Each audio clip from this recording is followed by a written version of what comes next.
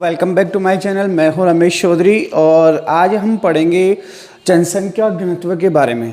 दोस्तों, जनसंख्या घनत्व में अपन पढ़ेंगे विश्व का जनसंख्या घनत्व, भारत का जनसंख्या घनत्व और राजस्थान का जनसंख्या घनत्व। दोस्तों, वीडियो स्टार्ट करने से पहले मैं आपको बता दूं, जनसंख्या घनत्व जो पॉइंट है वो सभी प्रतियोगी परीक्षाओं, कंपटीशन एग्जाम के अलावा राजस्थान यूनिवर्सिटी में सेकेंड ईयर ज्योग्राफी में, इसके अलावा माध्यमिक शिक्षा बोर्ड राजस्थान में क्लास 12th में ज्योग्राफी में ये जो पॉइंट है जनसंख्या घनत्व है, इसलिए बहुत ही मोस्ट इंपॉर्टेंट है। कृपया करके आप इसे पूरा देखें और समझ में आए तो लाइक और कमेंट्स जरूर करें। दोस्तों, सबसे पहले पढ़ते हैं अपन जनसंख्या घनत्व किसे कहते हैं। जनसंख्या घनत्व कहते हैं एक वर्ग किलोमीटर में निवास करने वाले लोगों की संख्या को जनसंख्या घनत्व कहा जाता है। एक वर्ग किलोमीटर में निवास करने वाली कुल जनसंख्या को जनसंख्या घनत्व कहा जाता है। दोस्तों, अपन ने पिछले वीडियो में पढ़ा जनसंख्या वितरण और जनसंख्या वितरण के बारे में पढ़ा। पहले अपन देखते हैं जनसंख्या वितरण और जनसंख्या घनत्व में अंतर क्या होता है। जनसंख्या घनत्व और जनसंख्या वितरण में अंतर ये होता है, जनसंख्या वितरण से आशय है कि लोग किस प्रकार से धरातल पर बसे हुए हैं, जबकि घनत्व जो होता है वो धरातल और लोगों की संख्या के बीच का अनुपात होता है। यही मेजर अंतर होता है। जनसंख्या वितरण से आशय है लोग धरातल पर, भूपृष्ठ पर किस प्रकार से बसे हुए हैं, जबकि जनसंख्या घनत्व मीन्स होता है धरातल और लोगों की संख्या के बीच में जो आनुपातिक संबंध होता है उसे जनसंख्या घनत्व कहते हैं। पहले अपन देखते हैं जनसंख्या घनत्व के प्रकार। दोस्तों, जनसंख्या घनत्व जो होता है उसको 6 प्रकार से परिभाषित किया जाता है। घनत्व को 6 प्रकार से परिभाषित किया जाता है, जो मैं यहाँ पे आपको सिर्फ 5 ही प्रकार के बारे में बताऊंगा। एक काष्ठ पुष्ट घनत्व होता है जिसके बारे में अपन नहीं पढ़ेंगे। 5 प्रमुख प्रकार जनसंख्या घनत्व के हैं। पहला प्रकार आता है आपका आर्थिक घनत्व। दोस्तों, आर्थिक घनत्व का मतलब होता है कि उस देश का जो संसाधन है, उस देश में उपलब्ध जो संसाधन है और उस देश की जो जनसंख्या है, उन दोनों के बीच में आनुपातिक संबंध क्या है। दोस्तों, मतलब जनसंख्या बटा संसाधन। देश की कुल जनसंख्या में देश के जो संसाधन है, संसाधन मीन्स क्या होता है, संसाधन से तात्पर्य है ऐसी प्रत्येक वस्तु, पृथ्वी पर उपलब्ध प्रत्येक वस्तु जो मानव के लिए उपयोगी हो वो संसाधन होती है। चाहे वो चौक हो, चाहे वो कुछ भी हो, जल, खनिज, कुछ भी जो मानव के लिए उपयोगी है वो रिसोर्सेज है। और आर्थिक घनत्व में सिर्फ संसाधन को देखा जाता है, क्योंकि किसी भी देश का आर्थिक विकास किस पे डिपेंड करता है, उस देश के संसाधनों पर। इसलिए आर्थिक घनत्व निकालने के लिए क्या किया जाता है, जनसंख्या बटा संसाधन। ओके। दूसरा आपका आता है कायिक घनत्व। कायिक घनत्व मतलब क्या होता है कि उस देश की जनसंख्या कितनी है और उस देश में कृषि योग्य भूमि का क्षेत्रफल कितना है। ओके दोस्तों, टोटल जनसंख्या कितनी है और उस जनसंख्या, उस देश में कृषि करने योग्य भूमि कितनी है। तो जनसंख्या अपॉन कृषि भूमि क्षेत्र, ये क्या होता है, कायिक घनत्व। आगे वाला आता है कृषि घनत्व। दोनों में देखो क्या अंतर है। ये कायिक घनत्व में देश की टोटल जनसंख्या लेते हैं अपन, और कृषि घनत्व में सिर्फ देश की कृषक जनसंख्या, यानी कि जो एग्रीकल्चर में लगी हुई है वो जनसंख्या अपन इसमें लेते हैं। जैसे कि मान लो देश की टोटल जनसंख्या 121 करोड़ है और उसमें से 90 करोड़ जो जनसंख्या है वो कृषि कार्य में संलग्न है, तो यहाँ पे अपन 90 करोड़ ही लेंगे और यहाँ पर कुल 121 करोड़ लेंगे। दोनों में यही अंतर है, कृषि घनत्व और कायिक घनत्व में। कायिक घनत्व में देश की कुल जनसंख्या ली जाती है और कृषि घनत्व में सिर्फ किसानों की जनसंख्या ली जाती है और नीचे वही कृषि योग्य भूमि क्षेत्रफल। ओके दोस्तों, फिर चौथा आता है पोषण घनत्व। किसी भी देश के लोगों का पोषण किस पर डिपेंड करता है, वहां पर उगाई जाने वाली भोज्य फसलों के क्षेत्रफल पर, यानी कि उस देश में कितने क्षेत्रफल में खाने वाली फसलों का उत्पादन किया जा रहा है। ओके दोस्तों, तो पोषण घनत्व का तात्पर्य है किसी देश की जनसंख्या बटा उस देश में भोज्य फसलों का क्षेत्रफल यानी जो टोटल फसलें की जा रही है उसमें खाने वाली फसलें कितनी है, वो उस पर डिपेंड करता है पोषण घनत्व है। ओके, कि कितने क्षेत्रफल में भोज्य फसलें उगाई जा रही है और वो कितने क्षेत्रफल को पोषण प्रदान करेगी, वही पोषण घनत्व होता है। मतलब भोज्य फसलों का क्षेत्रफल और जनसंख्या के बीच का अनुपात पोषण घनत्व कहलाता है। आगे वाला आता है गणितीय घनत्व, जो सबसे ज्यादा काम में लिया जाता है। गणितीय घनत्व है जिसमें जनसंख्या अपॉन क्षेत्रफल दोनों के बीच का अनुपात ज्ञात किया जाता है कि कितने किसी देश के कितने क्षेत्रफल में वहां उस देश की कितनी प्रतिशत कितने लोग रहते हैं। जैसे कि अपन बात करें, भारत की 121 करोड़ जनसंख्या है और 121 करोड़ जनसंख्या 32.8 लाख वर्ग किलोमीटर क्षेत्रफल पर निवास करती है, तो फिर इसका लगभग जो एवरेज जनसंख्या घनत्व जो आ जाएगा वो 382 के समथिंग आ जाएगा। 382 व्यक्ति प्रति वर्ग किलोमीटर भारत में निवास करते हैं। यह है गणितीय घनत्व। दोस्तों, लास्ट बोर्ड एग्जाम में पूछा गया था कि किसी गांव में 10 लाख व्यक्ति निवास करते हैं, किसी गांव में 10 लाख व्यक्ति निवास करते हैं और उस गांव का क्षेत्रफल 100 वर्ग किलोमीटर है, तो उस गांव का जनसंख्या घनत्व ज्ञात करो। तो दोस्तों याद रखना, पहले क्या करेंगे अपन, 10 लाख लिखेंगे, 10,000 लाख और ये 10 लाख, फिर बटा क्षेत्रफल कितना है 100 वर्ग किलोमीटर। ओके, पर सर्वाधिक और न्यूनतम जनसंख्या घनत्व वाले क्षेत्रों के बारे में। ओके दोस्तों, विश्व की सबसे पहले अपन देखते हैं विश्व का औसतन जनसंख्या घनत्व कितना है। विश्व का औसतन जनसंख्या घनत्व है 51 व्यक्ति प्रति वर्ग किलोमीटर। कितना है दोस्तों, 51 व्यक्ति प्रति वर्ग किलोमीटर 2011 के आंकड़ों के अनुसार, और 2001 में जो था वो 47 व्यक्ति प्रति वर्ग किलोमीटर था। इसके बाद में अपन देखते हैं विश्व में सबसे ज्यादा जनसंख्या घनत्व कौन से कॉन्टिनेंट का है, कौन से महाद्वीप का है। सबसे ज्यादा जनसंख्या घनत्व एशिया महाद्वीप का है। आपको पता है क्योंकि एशिया में विश्व की 60% जनसंख्या निवास करती है, तो सबसे ज्यादा जो जनसंख्या घनत्व है वो एशिया महाद्वीप का है।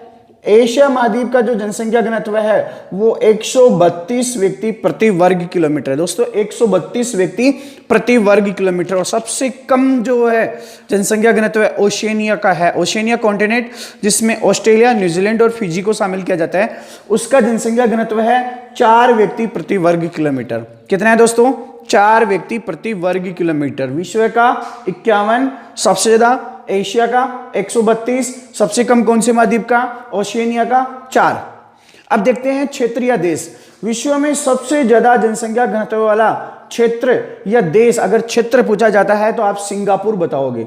ओके दोस्तों, विश्व में सर्वाधिक जनसंख्या घनत्व वाला क्षेत्र कौन सा है, सिंगापुर। और अगर देश पूछा जाता है तो बांग्लादेश का अपन नाम लेंगे, जिसका जनसंख्या घनत्व है 927 व्यक्ति प्रति वर्ग किलोमीटर। ओके दोस्तों, इसके बाद में आता है भारत का जनसंख्या घनत्व कितना है। भारत का जनसंख्या घनत्व है 382 व्यक्ति प्रति वर्ग किलोमीटर भारत का औसतन जनसंख्या घनत्व है। हालांकि यह है कि भारत में हर क्षेत्र में जनसंख्या घनत्व अलग अलग है। जैसे कि राजस्थान के थार, उत्तरी पूर्वी पर्वतीय प्रदेश, इनमें जनसंख्या बिल्कुल कम निवास करती है, जबकि उत्तरी मैदानी क्षेत्र, समुद्र तटवर्ती मैदानी क्षेत्र, यहाँ पर जनसंख्या ज्यादा निवास करती है। लेकिन भारत का औसतन जनसंख्या घनत्व 382 है। ओके, इसके बाद में अपन देखते हैं सर्वाधिक जनसंख्या घनत्व वाला राज्य कौन सा है। भारत में सबसे ज्यादा जनसंख्या घनत्व वाला राज्य कौन सा है, बिहार। बिहार में सबसे ज्यादा जनसंख्या निवास करती है। बिहार में सबसे ज्यादा जनसंख्या घनत्व है और वो है 1102 व्यक्ति प्रति वर्ग किलोमीटर।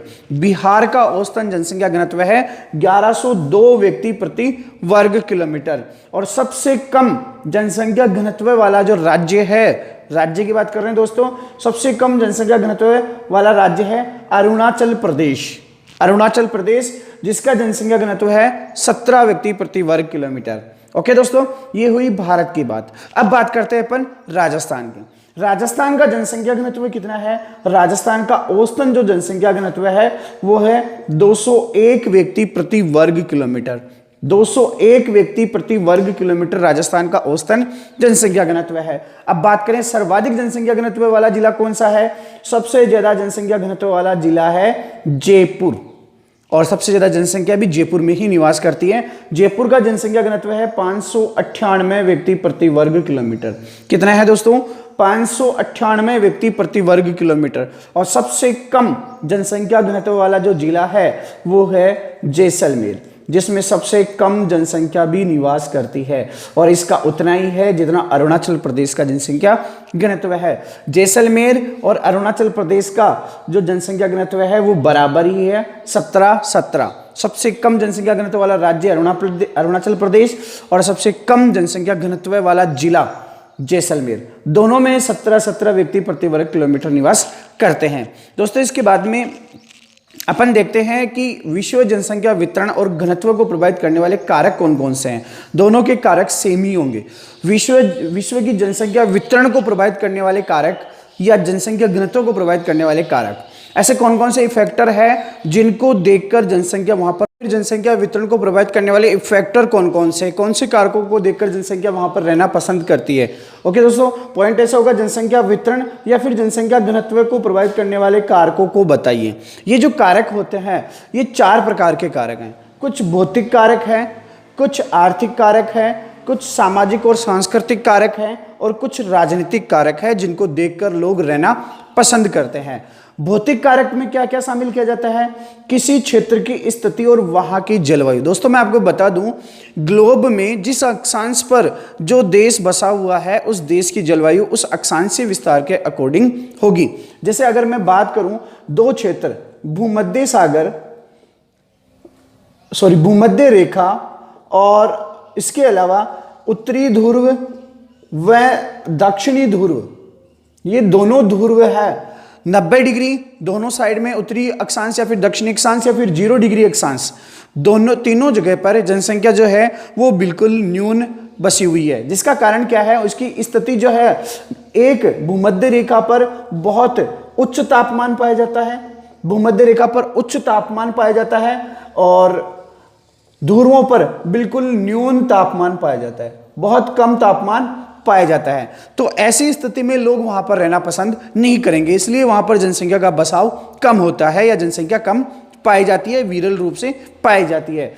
तो जलवायु और स्थिति, किसी भी भूभाग की स्थिति, ग्लोब पे कौन सी स्थिति पर वो बसा हुआ है, इसलिए इसके अलावा उस क्षेत्र की जलवायु कैसी है वो लोगों को आकर्षित करेगी। अधिकांश जो देश है, अधिकांश जो जनसंख्या है वो समशीतोष्ण कटिबंधीय क्षेत्रों में बसी हुई है। शीतोष्ण कटिबंधीय क्षेत्रों में बसी हुई है। 0 डिग्री यानी उष्ण प्रदेश और 90 डिग्री यानी कि ध्रुवीय प्रदेश, अति शीत और अति उष्ण, बहुत ज़्यादा गर्म, बहुत ज़्यादा ठंडे प्रदेशों में जनसंख्या विरल रूप से बसी हुई है। अगर बात करें कि कौन से क्षेत्रों में जनसंख्या विरल रूप से बसी हुई है, तो कनाडा का उत्तरी क्षेत्र, साइबेरिया, इसके अलावा दक्षिणी अमेरिका या फिर 0 डिग्री पे जो सहारा मरुस्थल है, इसके अलावा कांगो बेसिन है, इसके अलावा थार का मरुस्थल है, ये जो क्षेत्र है यहाँ पर जनसंख्या बिल्कुल न्यून पाई जाती है। 0 डिग्री पे बहुत ज़्यादा तापमान ज़्यादा रहता है भूमध्य रेखा पे, और ध्रुवों पे तापमान बहुत ज़्यादा कम रहता है, साइबेरिया और फिर ग्रीनलैंड या फिर कनाडा का उत्तरी भाग। इसकी बात करें अपन, भूमध्य रेखा पर कांगो बेसिन, पिग्मी, ये जो कांगो बेसिन, थार का मरुस्थल, सहारा मरुस्थल, अरब मरुस्थल, ये सब भूमध्य रेखा पर है, इसलिए यहाँ पर जनसंख्या कम निवास करती है। ओके दोस्तों, पहला पॉइंट क्लियर। दूसरा आता है उच्चावच या फिर भूभाग की स्थिति, जहां जो किसी भी देश का जो धरातलीय भूभाग है उसकी स्थिति क्या है। अगर अपन बात करें तो विश्व का लगभग 40% जो भाग है वो मैदानी भूभाग है, यानी कि लोग समतल मैदानों में रहना पसंद करते हैं। ढलान वाले क्षेत्रों के बजाय लोग समतल मैदानों में रहना पसंद करते हैं, क्योंकि जिस भाग की स्थिति, भूभाग की स्थिति समतल होगी वहां पे परिवहन, उद्योग, इसके अलावा कृषि आदि क्षेत्रों में क्या होगा, विकास होगा। जिस भूभाग की स्थिति ढलान वाली होगी वो किसी भी कार्य के लिए अनुपयुक्त रहता है, जैसे कि पर्वतीय प्रदेश, वहां पर ना ही एग्रीकल्चर का विकास हो पाता है, ना ही इंडस्ट्रीज का विकास हो पाता है, इसलिए लोगों को वहां पर रोजगार नहीं मिलता, इसलिए लोग वहां पर रहना पसंद भी नहीं करते। इसलिए लोग वहीं पर रहना पसंद करते हैं जहां जिस भूभाग की स्थिति क्या हो, समतल मैदान हो, ढलान वाली ना हो। तीसरा पॉइंट आता है जलापूर्ति। दोस्तों जल जो होता है मानव के लिए सबसे महत्वपूर्ण संसाधन होता है। जल नहाने, खाना बनाने, पीने, कपड़े धोने, इसके अलावा खेती करने, इसके अलावा उद्योगों में बहुत जगह काम में लिया जाता है। कह सकते हैं कि जल है तो कल है। जल ही जीवन है। तो मनुष्य वहीं पर रहना पसंद करेगा जहां पर उसको जल आपूर्ति सुनिश्चित हो पाएगी। जहां पर मनुष्य को जल उपलब्ध हो पाएगा वहीं पर लोग रहना पसंद करते हैं। यही कारण है कि विश्व की जो अधिकांश जो नदी घाटी क्षेत्र थे, जो सभ्यताएं हैं, वो नदी घाटी क्षेत्रों में विकसित हुई है। विश्व की जो भी सभ्यताएं हैं, दजला, फरात, हड़प्पा, मोहनजोदड़ो, ये सब जो है मेसोपोटामिया, ये सब नदी घाटियों में विकसित हुई है। तो क्वेश्चन ऐसा भी हो सकता है कि अधिकांश जो सभ्यताएं हैं, अधिकांश प्राचीन सभ्यताएं नदी घाटियों में क्यों विकसित हुई है, नदी घाटियों पर ही क्यों विकसित हुई है? क्योंकि वहां पर जल उपलब्ध होता था और जल उनके लिए एक महत्वपूर्ण संसाधन था। वर्तमान में जल जो है, जैसे भूमिगत जल पंपों के माध्यम से निकाल लिया जाता है, उस तरीके की सुविधाएं नहीं थी, इसलिए लोग नदियों के पास में रहना पसंद करते थे। ओके दोस्तों, फिर इसके बाद में आता है मिट्टियां। जिस क्षेत्र की मिट्टी उपजाऊ होगी, जिस क्षेत्र की मिट्टी जो होगी उपजाऊ, जलोढ़ होगी, काप मृदा होगी या नदियों के द्वारा बहाकर लाई गई होगी, वो मिट्टी क्या होगी? उपजाऊ होगी। और उपजाऊ अगर जहां पर मृदा है तो वहां पर कृषि कार्य आसानी से किया जा सकता है। और जहां पर कृषि कार्य किया जाएगा वहां पर लोग रहना पसंद करते हैं, क्योंकि बहुत सारे शाकाहारी देश ऐसे हैं जिनको पूरा पूरा पूरा जो जीवन है उनका वो कृषि पर डिपेंडेंट है। जैसे कि भारत की अधिकांश जनसंख्या शाकाहारी है और अपना जो पोषण है वो फसलों से प्राप्त करती है, इसलिए यहाँ पर कृषि का बहुत ज़्यादा महत्व है और लोग वहीं रहना पसंद करेंगे जहाँ की मिट्टी उपजाऊ होगी। ये हो गए दोस्तों भौतिक कारक। ये भी ध्यान रखें, एग्जाम में ऐसा भी पूछा जा सकता है जनसंख्या वितरण को प्रभावित करने वाले कारकों को बताओ, तब अपन सभी कारकों के बारे में डिटेल लिखेंगे। लेकिन अगर ऐसा पूछा जाता है कि जनसंख्या वितरण को प्रभावित करने वाले भौतिक कारकों को बताइए, तो दोस्तों गलती मत करना, सिर्फ आपको यहीं तक ही अपना उत्तर कंप्लीट करना है, क्योंकि सिर्फ भौतिक कारक ही बताने हैं। अब दूसरे देखते हैं अपन आर्थिक कारक। आर्थिक कारक कौन कौन से हैं? इसमें नगरीकरण, खनिज और औद्योगिकरण, 3 पॉइंट मैंने लिए हैं। नगरीकरण यानी कि लोग वहां पर ज्यादा संकुल रहेंगे, जहां पर संगन रहेंगे, जहां पर लोगों को अत्याधुनिक सुविधाएं मिलेगी, आधुनिक सुविधाएं मिलेगी, और वो सुविधाएं मिलती है नगरों में।